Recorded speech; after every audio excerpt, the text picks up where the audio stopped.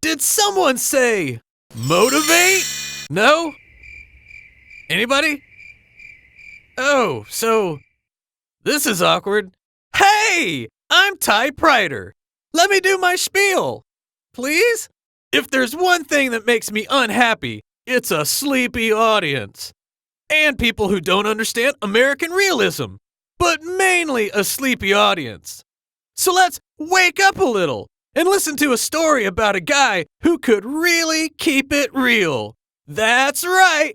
I used 2 reals in one sentence. We're talking about the king of realism, the one, the only, the real William Dean Howells. Who, you might ask? Why, he's only one of the most well-known literary critics and writers of American realism from the 19th century. Wait. I know what you're thinking. Why is this guy so important, Ty? Well, let me set you straight there, my friend. It's because he was really motivated. William Dean Howells was born in Martins Ferry, Ohio, in 1837, back when people were born in their homes and not in a hospital.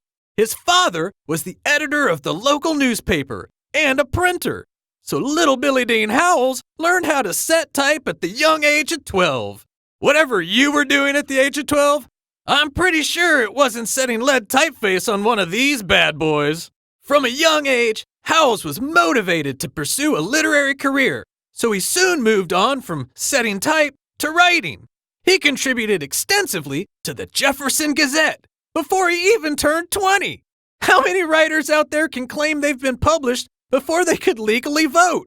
Huh? In 1860, Howells published a biography of Abraham Lincoln to support his campaign for president.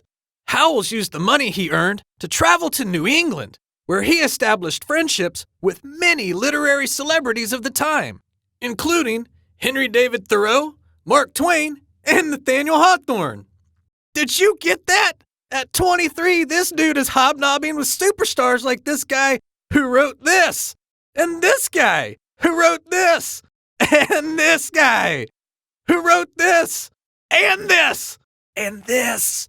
I could go on, but I won't. Shortly thereafter, President Lincoln appointed him as the United States Consul to Venice, Italy. That's right. Abraham Lincoln himself chose this guy to represent the United States overseas. Who says all writers are starving artists, huh? When Howells returned stateside, he joined the Atlantic Monthly as an assistant editor and became the magazine's editor at age 29. In his editorials in the Atlantic Monthly, Howells wrote literary criticism that shaped the American Realism school of literature, influencing young writers of the day such as Stephen Crane, who wrote this, and Paul Laurence Dunbar, the first African-American poet to receive nationwide acclaim. Howells also introduced American readers to foreign writers, such as Heinrich Ibsen, famous for the novels A Doll's House and Hedda Gabler, Henry James, famous for writing everything he wrote, Émile Zola, famous for French naturalism, and Leo Tolstoy, famous for the novels War and Peace and Anna Karenina. Howells describes realism to explain it is nothing more and nothing less than the truthful treatment of materials. Whoa, that's pretty deep stuff. This guy was wicked smart. As realism in literature became more popular, growing numbers of Americans read fiction that touched on real societal issues, such as unsafe working conditions, rampant alcoholism, contaminated food, and prostitution. Howells used his position as an editor to champion other causes. For example, in 1886, a bomb exploded in Chicago's Haymarket Square during a protest for workers' rights. 8 of the protesters were convicted in a highly controversial trial, and 4 of them were hanged. Most Americans saw the 8 men as anarchists and communists because they were protesting. But Howells contradicted this view in the Atlantic Monthly. He believed that living in a democracy should allow everyone the freedom to protest, no matter what their political leanings are. Howells' search for the truth through literature and his increasing concern with social issues became more and more evident in his fictional works, such as the short story Editha.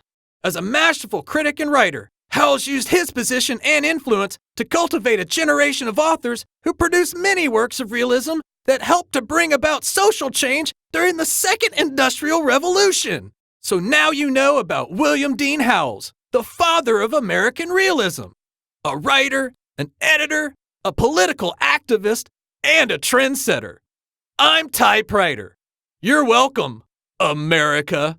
Ty Pryter is not a certified motivational speaker, nor is he a writer or an editor, but he is a highly motivated speaker about people who are motivated. Remember William Dean Howells. Remember realism. Remember to never, ever fall asleep, ever.